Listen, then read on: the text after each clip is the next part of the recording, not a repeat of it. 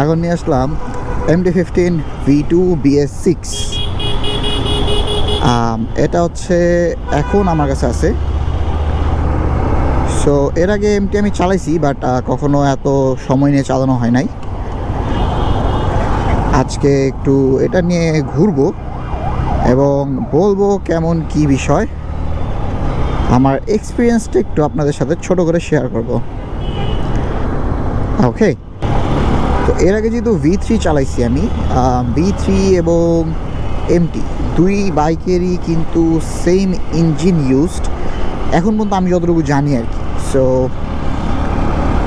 কিটলেস বাইকের জন্য এটা অবশ্যই একটা স্পোর্টস বাইক, কিটলেস। অ্যাকচুয়ালি যদি বলতে চাই, R15 ভার্সন 3 যেটা, সেটার কিটলেস ভার্সন হচ্ছে MT-15। হ্যাঁ, কিটলেস ভার্সনটাই হচ্ছে MT-15টা। 6 গিয়ারের গাড়ি আর কি, বাইক।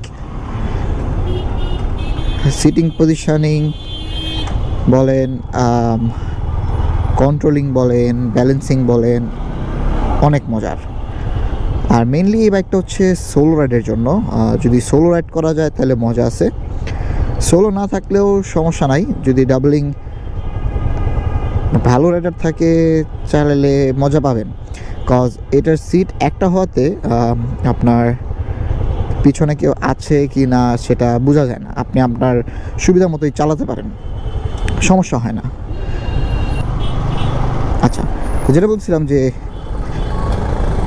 এমটি ইজিলি জ্যামের ভিতর দিয়ে মুভ করা যায়, কজ এটার বডির সাথে কিন্তু হ্যান্ডেলটাও ছোট।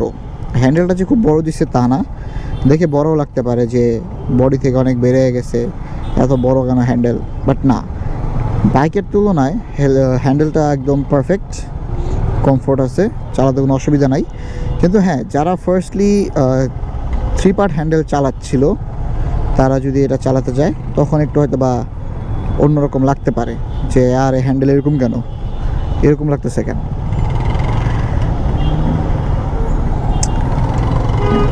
আচ্ছা বলি, বিষয় হচ্ছে যারা এর আগে স্পোর্টস বাইক লাইক কিট সহ বাইক যেগুলো, সে বাইক যারা চালাইছে তারা যদি এমটিতে মুভ করে, সেই ক্ষেত্রে মনে হবে কি হ্যান্ডেল আমার পেটের ভিতরে ঢুকে যেতেছে, মানে পেটের কাছে হ্যান্ডেল, যেই জায়গায় কি না আমার সিট থেকে আরও নীল হয়ে তারপর হ্যান্ডেল ধরা লাগে, সেই জায়গায় আমি আমার হাতের কাছেই হ্যান্ডেল পাচ্ছি।